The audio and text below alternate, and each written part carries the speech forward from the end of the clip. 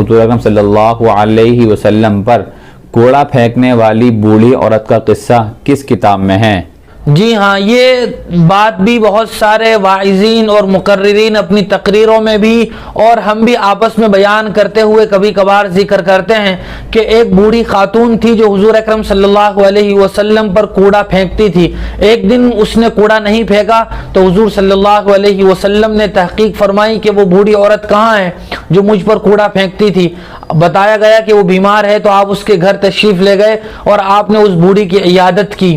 وہ عورت اور وہ بوڑھی خاتون آپ کے ان اخلاق کو دیکھ کر بہت متاثر ہوئی۔